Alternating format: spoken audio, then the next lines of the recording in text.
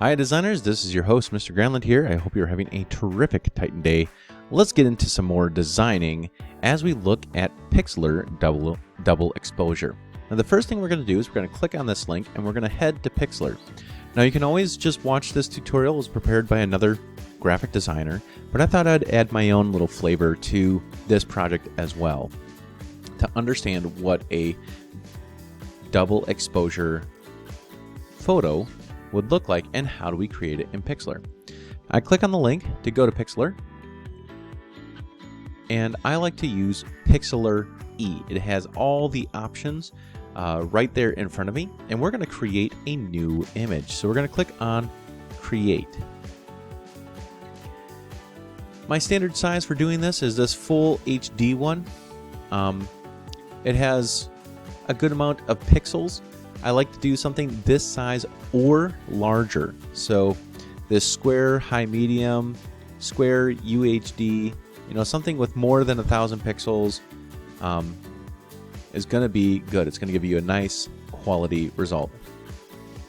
However, the higher resolution that you do, the slower it's going to take, the longer it's going to take your computer to do the processing. Or actually, all the processing is done on servers over the network. So if you have a high resolution picture, your Wi-Fi is probably going to get bogged down with this process. But if you stay around this full HD, it'll do pretty good. If you have pretty solid Wi-Fi, you might want to step up to one of these other higher level ones, higher resolution options. Over in the name, I'm going to call this double exposure. I've done this several times, so I'm going to call this double exposure 2. And we really need two pictures to do this. We need a portrait of someone and usually a dramatic landscape to go with that also helps. Now you can go to Google Images and do a search for a portrait, photography, and I always like to add like a blank background or black background or white background, because this picture is going to need that blank background. Now, a black background is actually going to be a little troublesome, so I'm going to try gray background or white background. We got some really good options here, because what we're going to do is we're going to extract some of the lighter colors or the darker colors, and then we're going to put in some of our darker colors. So I think I'm going to do this picture here. You're going to copy that image, and we're going to bring that in. We're going to go to Edit and Paste. And I'm going to size this picture up to fill the space so her head is nice and big in the frame. It doesn't go all the way to the edges, and I really want it to. I have two options. I can crop it, so I bring the edges in to get closer to here, or I can paint in with gray. Both options are okay. Oh, I've got ads everywhere. I don't want to cut off the top of her head. That doesn't look good. And I want to paint this area in with gray. So I'm actually going to sample it. So I click on a color, just move this off to the side, and I click on this gray background area. And what that does is it samples that color, and now I can paint that in. Under the brush here, because I'm going to paint in this area with the brush, I click on the brush tool. I can adjust my size, softness or hardness, how far apart or close together the brush is, and then I can go ahead and start painting. And if I got the color right, then you really shouldn't notice any sort of major line in that area. And there's kind of like a little bit darker area right there. And to feather this, I'm just going to make this softer and just kind of paint that in there like that. All right, now it's time to get my landscape, my dramatic landscape. I'm going to do this a different way. I'm going to use the stock search. This is like this is an image search inside of Pixlr, with just photographers that, submit to Pixlr here. And there's some really great stuff in here. I searched waterfall earlier. I like these. I'm going to just click on one of these, and I get to choose a size. I'm going to choose full HD. And I'm going to use this. I'm going to select this. So go to Select, All, Edit, Copy, and I go to my next tab over to my picture, and I'm going to Edit and Paste. I'm going to stop here. I'm going to look up the pictures of the effect I'm looking for. So I'm going to type in double exposure. And what double exposures look like, you see in this one here, we have this person, and the dark areas of this person are filled in with these landscape parts. Or here, kind of the middle area is filled in with this city landscape. So the background color, so this solid background color, stays there.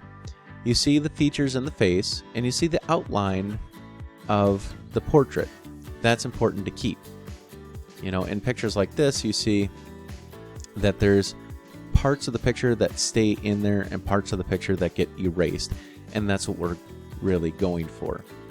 I'm going to head back over to this. I'm going to hide the visibility by clicking on the checkbox there. I can turn the visibility on and off, and we're going to select a portion of this picture. So I'm going to go to the wand select, and I'm going to click in the gray background area. Oh, but I'm on the wrong layer. So I clicked in there. My tolerance is set a little too high. I'm going to bring that down. Select, deselect. Try selecting it again. Much better. Okay, and I'm going to add to my selection. And click there. So now I kind of have a really nice selection around the outside of the picture. And I'm going to turn this on again. And I'm going to hit delete on this layer. Okay, so now I have that kind of waterfall layer, but it's been cut out in the shape of this portrait background. And now we're going to blend these two layers together. I can right click and change the blending mode here. I can change this to overlay, or lighten, or multiply.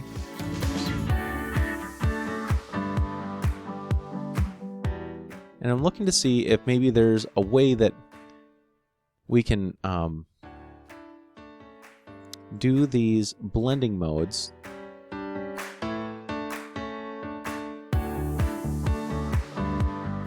that's going to give me a good result. I'm not really getting a real great one, so I'm going to set this to none. And I'm actually going to take this picture. I'm going to change the order. I'm going to drag the portrait on top, and then I'm going to try the same thing. I'm going to try some of these blending modes like multiply and screen. And we start to get some really nice looks, and we can play with the transparency of both images. We might get something good. And I'm going to go ahead and actually select out kind of the black hair so that it kind of reveals more of the picture behind it. So I'm going to go to Image. Oh, Adjustments, I mean. And Curves or Levels. I'm going to try Levels this time. I'm going to take this black area and I'm going to adjust this. And you can see that it makes the picture kind of darker and lighter, but it starts to reveal some of that picture behind it a little bit more. We get to see some of that sunlight kind of streaming through. And honestly, this is a pretty good look, and I would actually turn this in. Some of the other things you can do is you can actually take your eraser tool and set the softness to 0 and erase out parts of the image on top where you want the background to kind of shine through. And when you're erasing out, I would stay away from kind of the facial features, so don't erase the eyes or nose or mouth. The hair is fine.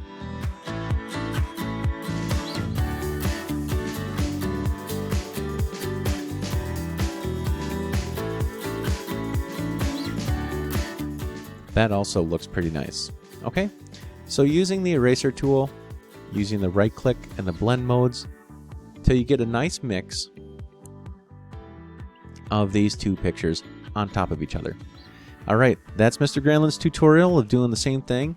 I hope this helps, and have a great Titan day.